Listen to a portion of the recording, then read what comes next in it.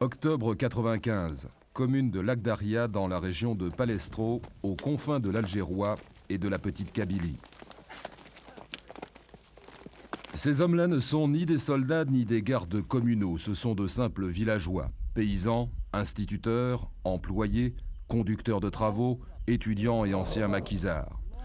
Ils sont armés de fusils de chasse, de vieux MAT 49 et de carabines. Les kalachnikovs, les mitraillettes et les treillis sont fournis par l'armée. Avec l'accord d'Alger, ils ont pris les armes et décidé de se battre pour défendre leur village et leur famille contre les attaques et la cruauté des islamistes intégristes. Certains ont quitté leur emploi, d'autres travaillent à mi-temps. À leur tête, Si El Markfi, qui signifie le caché. C'était son nom de guerre lorsqu'il était officier de l'ALN, l'armée de libération nationale. La légende dit qu'il connaît chaque pierre de la région. C'est lui qui a constitué le premier groupe d'autodéfense en Algérie. Il a déclaré la guerre aux islamistes. C'est simple, dit-il. Au lieu de laisser aux terroristes le temps nécessaire de venir m'égorger, je les traque continuellement, les obligeant à ne penser qu'à la manière de m'échapper. Les groupes d'autodéfense sillonnent la région établissant un véritable maillage entre les villages. Les Toyota ont été donnés par une grande compagnie algérienne, la Sonatrach. Les autres véhicules ont été récupérés à la suite d'embuscades avec des militants islamistes. Ordre est donné aux véhicules de stopper.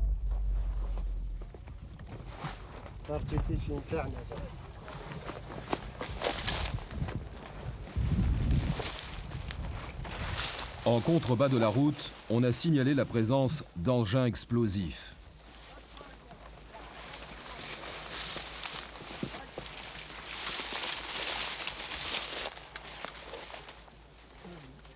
Les hommes du vieux, comme on l'appelle aussi, découvrent 2 bombes de gaz reliées à 2 fils électriques. Nous savons aujourd'hui les dégâts que peut provoquer une petite bonbonne de gaz de 3 kilos.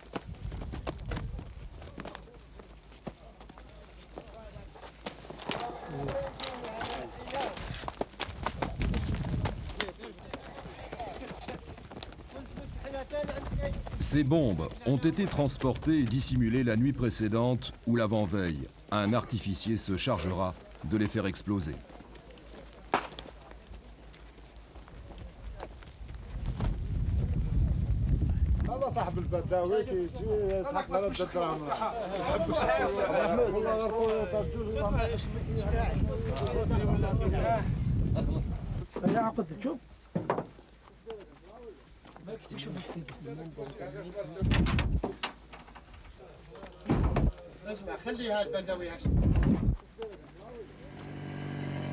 Depuis la formation des groupes d'autodéfense, la plupart des transports d'armes et de munitions à destination des camps du GIA se font pendant la nuit.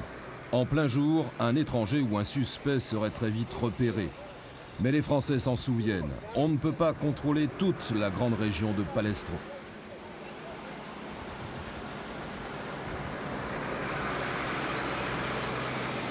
Comment vous les avez repérés, ces bombes? Il y va de notre vie, de toute façon. À chaque fois qu'on se déplace, comme ça, on est obligé de vérifier très bien la route et les alentours. On cherche, vous allez vous demander pourquoi on est descendu dans la forêt. C'est dans le but de retrouver les fils, parce que cette bombe-là doit être reliée à une batterie, parfois à une distance de 600-500 mètres plus loin que la bombe. Nous, qu'est-ce qu'on cherche?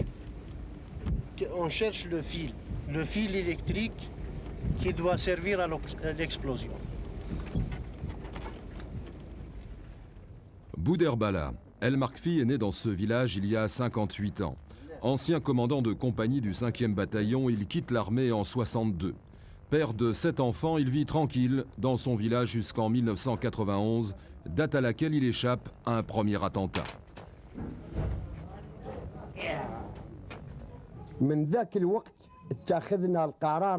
À cette époque, nous avions déjà pris notre décision. De 1988 au 12 juin 1991, il y avait par ici une guerre de langage entre nous, des altercations, des insultes. Mais après le 12 juin 91, j'ai compris que le langage des mots était fini, il ne restait plus que le langage des armes. Après avoir pris notre décision, j'ai entamé des démarches auprès des autorités, avec les hauts responsables. D'ailleurs, s'ils m'avaient écouté à ce moment-là, peut-être que nous n'en serions pas là aujourd'hui. Maintenant, notre nombre dépasse peut-être un régiment, et notre zone est protégée d'une façon très organisée. Chaque groupe tient une région. Nous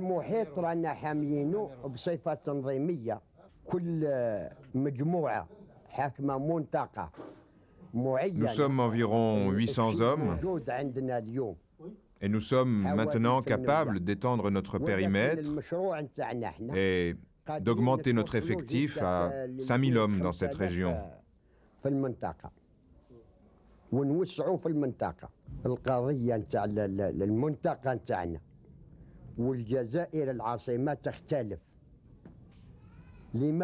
En ce qui concerne Alger, les gens qui sont à Alger ne se connaissent pas entre eux. C'est pour cela qu'il est difficile de reconnaître tout le monde. En ce qui nous concerne, nous, cela vaut aussi bien pour nos familles que pour les villages protégés. Quand un étranger pénètre chez nous, il est tout de suite reconnu. Pour cela, notre sécurité est mieux assurée ici qu'à Alger.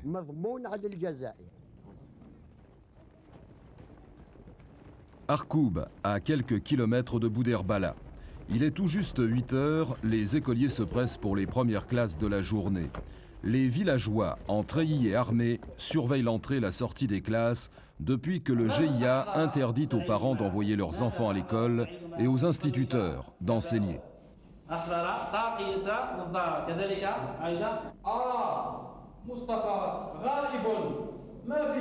Dans une école de la Mitidja, une élève a été égorgée devant ses camarades. Près de 200 écoles ont été incendiées à ce jour. Le directeur de l'établissement, Belkacem Zidane, lui, a décidé de résister à tout prix aux maquisards islamistes. Ce n'est pas des maquis, ce sont des terroristes, des voyous. Le village, c'est comme tous les villages, il est situé dans une zone terrorisée. En ce qui concerne les enfants de l'école, ils partent normalement, naturels. Ils sont protégés par leurs parents qui font face au terrorisme. Ils sont tous armés. Et vous-même? Et moi-même. Pour que les enfants puissent aller à l'école en toute sécurité, il faut contrôler sans cesse les alentours. Le groupe d'El Markfi monte des opérations de commando et des embuscades.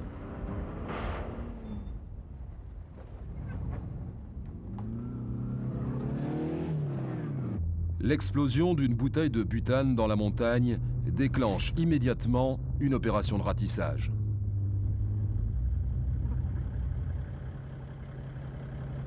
On cherche des bombes, des caches, des armes, mais surtout des fils électriques dont la vente en grande quantité est provisoirement interdite sans autorisation, au même titre que les bonbonnes de gaz.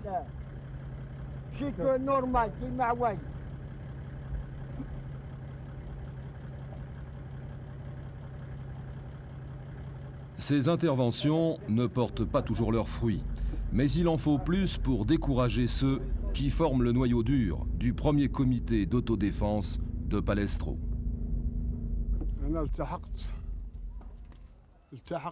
Je les ai rejoints au début de la formation du groupe.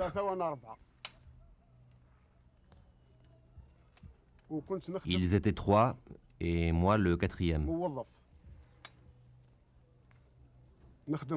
Je suis fonctionnaire, je travaille la nuit et je combats les terroristes le jour. Entre la lutte contre le terrorisme et mon boulot, il m'arrive de ne dormir que 2 heures par jour. Le prophète de Dieu, la prière et le salut de Dieu soient sur lui, a dit « Quand les gens vont à la guerre, ils doivent faire attention aux femmes, aux enfants, aux personnes âgées. Combattez ceux qui vous combattent. » ceci est enseigné dans la religion de l'islam.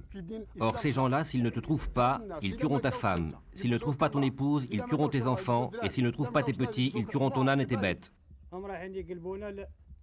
Ils vont nous rendre comme des barbares. C'est pour ça que celui qui a dans le cœur un peu de courage doit prendre la décision de combattre ces gens. Les combattre de n'importe quelle façon, avec une pioche, avec un crochet, avec des balles. Ce sont les ennemis de Dieu. Et cela, normalement, tout le peuple algérien doit se lever côte à côte et les combattre.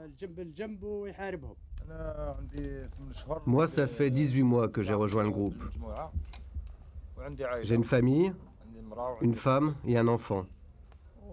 En ce moment, je poursuis les terroristes. Avant, je travaillais pour mon père et ma mère. Et puis un jour, j'ai compris que mon travail ne me mènera à rien dans ces conditions. J'ai alors rejoint le groupe d'El Hadj pour lutter contre le terrorisme, jusqu'au bout. Certains ne sont pas des sympathisants de la première heure. Touati, aujourd'hui repenti, a passé plusieurs années avec les groupes islamiques. On a commis des crimes, on a tué des gens, pour rien. Ils dévastaient, brûlaient les écoles, les détruisaient. Ils tuent les gens sans raison. J'ai fait des actions avec eux. J'ai vu ces actions qu'ils menaient. Et, elles n'étaient pas du tout dans les objectifs pour lesquels ils prétendent combattre. Ils ont de belles paroles, ils disent des choses, mais tous leurs actes sont criminels. Bon, écoutez, maintenant, ça suffit. Vous n'êtes même pas capable de vous réconcilier. C'est toujours la même chose, il faut toujours que j'intervienne. Et celui-là, alors, qu'est-ce qu'il veut, celui-là? Je ne l'ai pas insulté, c'est lui qui le dit, mais moi je ne l'ai pas insulté. Il était d'ailleurs absent. Où t'étais aujourd'hui? Ça suffit, votre chef, c'est moi qui m'en occupe. C'est moi le responsable, pas toi.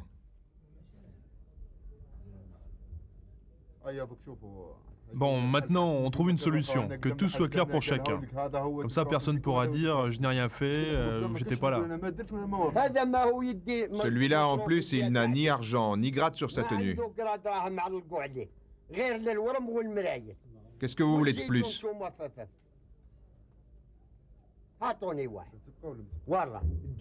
Trouvez-moi un soldat, trouvez-moi un. Tu veux être responsable? Tu veux être responsable? Qui veut? Toi? Toi? Toi ou toi? Malgré leur volonté commune d'en finir avec le terrorisme et de restaurer un véritable État démocratique en Algérie, les hommes d'El Markfi, bénévoles et fiers, ne goûtent pas toujours la discipline et l'obéissance qui leur sont imposées.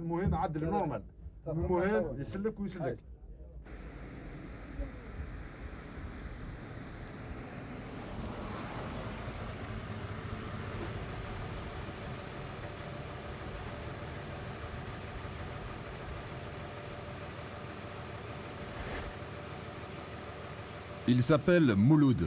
Traqué dans la montagne durant toute la nuit, il a été attrapé au petit matin. Son compagnon, blessé dans une embuscade, n'a pas été retrouvé. Le prisonnier est immédiatement conduit dans une petite pièce au rez-de-chaussée de la maison d'El Markfi qui sert de poste de commandement. Boualem Zidane l'interroge. Comment tu t'appelles, toi? Mouloud. Donc c'est toi que nous avons blessé à Ben Aïssa dans l'embuscade? Non. Enfin, oui. Excuse-moi, je vais tout te dire, je vais parler. Les gens que vous aviez eus à Ben Aïssa, moi je n'étais pas avec eux. Moi j'ai été blessé en premier. Les autres ont été blessés après. Je n'étais pas avec eux. Non, ne joue pas avec les mots. Toi, tu dis que tu faisais partie de ce groupe. Avoue que tu travaillais avec les terroristes. Oui, j'avoue. Tu travaillais avec eux de ton plein gré? Ou ils t'ont forcé alors? Non, non, de mon plein gré. Donc tu avoues que tu es terroriste? Oui. Où as-tu été blessé?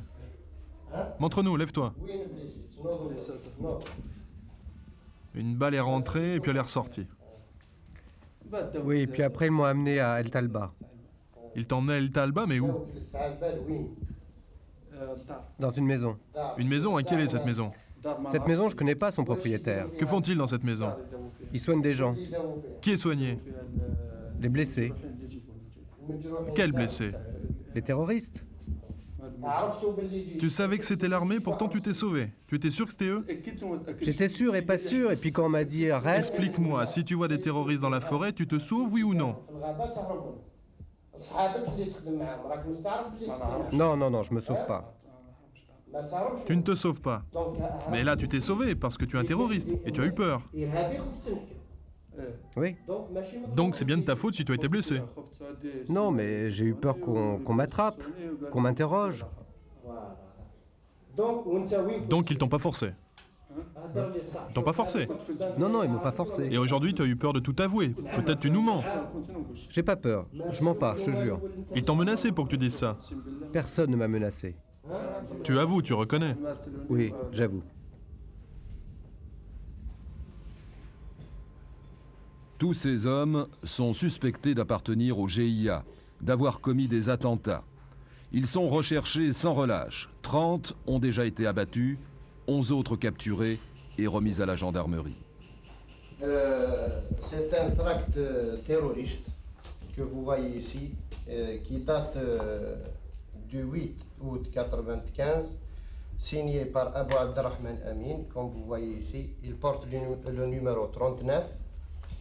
Il a été trouvé dans les poches du terroriste Samboli que vous voyez sur la photo, abattu le 29 août 1995 par le groupe où un PMK a été récupéré. Ce tract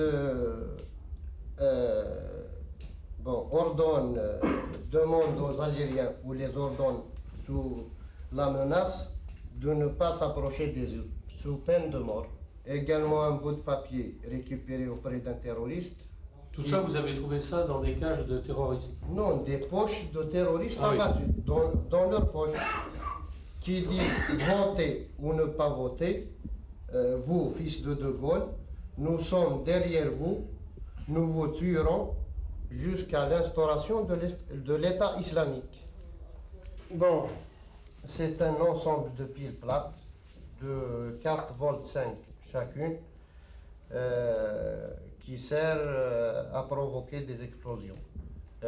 On relie ces piles par un fil électrique aux bombes que nous avons trouvées en votre présence hier. Dès que notre objectif est tout près de la bombe, on l'a fait exploser à une distance de 600 parfois 1000 mètres. Bon, voilà une autre plus sophistiquée, qui contient 36 piles, je pense. 18 et 18, 36 piles, ce qui fait 152 volts environ. Bon, voici un fusil ici, on peut l'appeler fusil. Un fusil artisanal récupéré auprès d'un terroriste. Il est fabriqué à l'aide de ressorts de sommier. On trouve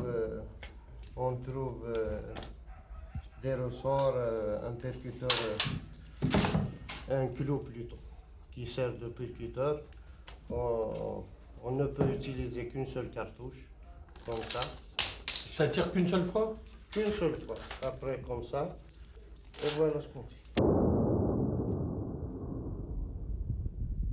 Les tracts du GIA comparent Bouderbala à Tel Aviv, l'ennemi juré. Un village mobilisé sur la défensive.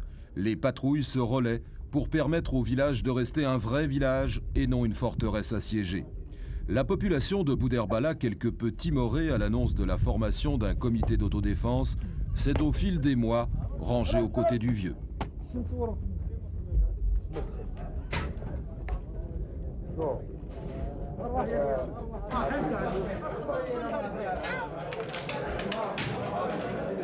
Malgré l'ambiance apparemment décontractée qui règne dans le village pendant ces parties de domino, la vigilance doit rester de mise à chaque instant. C'est pour l'avoir oublié que 5 jeunes gens l'ont payé de leur vie en revenant de Bouzekza, un village voisin.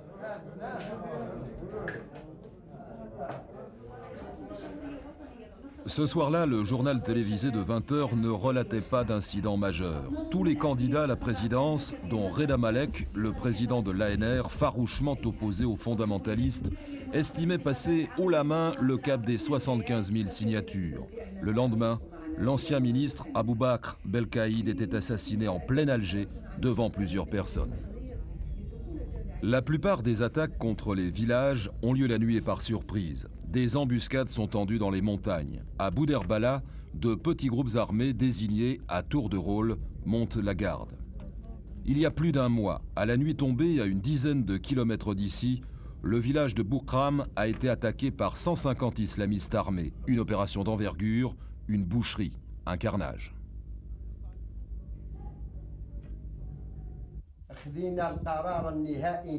C'est ici même que nous avons pris la décision de nous battre. Dans ce local, avant, il y avait une boulangerie, il y avait un four à pain. Lorsque j'ai pris cette décision, j'ai vendu le four et mon seul but a été de combattre le terrorisme jusqu'au bout.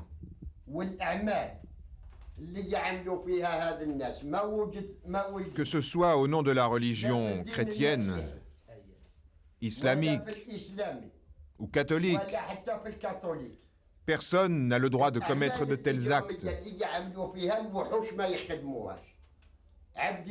Même les animaux sauvages ne commettraient pas des actes criminels aussi abominables. Ils tuent un être humain et lui mettent une bombe dans le ventre. J'ai vu personnellement un homme égorgé au couteau et jeté dans le feu. Des femmes enceintes assassinées. Des vaches mutilées et tuées. Quelle religion permet à ces hommes de commettre de tels actes? C'est pour ça que j'irai jusqu'au bout de ce combat. C'est irrévocable. 8h30, route Kadaria-Zbarbar.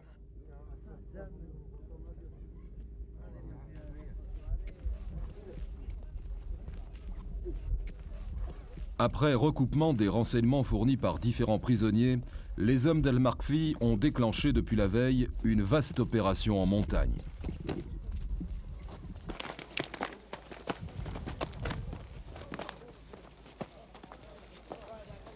Ce deuxième groupe part à la recherche des planques des Afghans. Les Afghans, ce sont les jeunes Algériens qui sont partis combattre les forces soviétiques dans les années 80 avec la bénédiction des pays arabes, des Européens et des Américains. Beaucoup d'entre eux ont rejoint le camp des intégristes. Le jeune Hamaden Lounès les a traqués pendant 2 jours. J'ai 18 ans. Et j'ai quitté le lycée en 2e année et j'ai voulu rejoindre le groupe de Siel Makfi. Depuis hier, je n'ai pas dormi, même depuis avant-hier. Depuis hier, je suis dans le Djebel. D'ici, on est monté à pied jusqu'en haut vers Ben Aïssa, Palestro et Kont. En revenant, nous sommes tombés sur 2 terroristes. 2 terroristes. Je patrouillais avec Azerdine quand il les a repérés. Le premier m'a tiré dessus, on a tiré sur lui, et l'autre s'est sauvé. C'est arrivé pendant la nuit, on n'y voyait rien. On a fouillé partout, mais on ne les a pas retrouvés, rien. On a ramené un mortier avec le canon, 2 bombes et une gourde d'eau militaire. Voilà, monsieur Arnaud, les fameux mortiers terroristes. De la plomberie, du ferraille. Des boulons, des clous, de la poudre en bas. On rallonge le fil électrique jusqu'à 600 000 mètres et on a devant nous une série de piles qui sert à provoquer l'explosion. Oui. On l'oriente vers l'endroit voulu.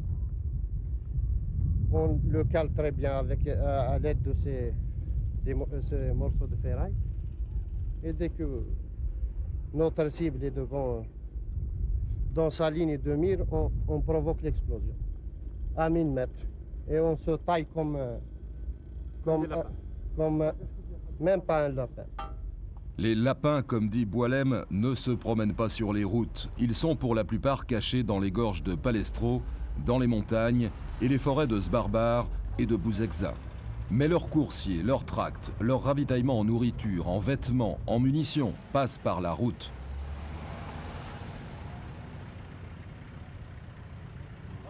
Ces barrages surprises sont efficaces dans la mesure où tout le monde connaît tout le monde. Alors, un inconnu est tout de suite repéré et questionné. Si les réponses sont hasardeuses, les papiers sont vérifiés et les voitures fouillées.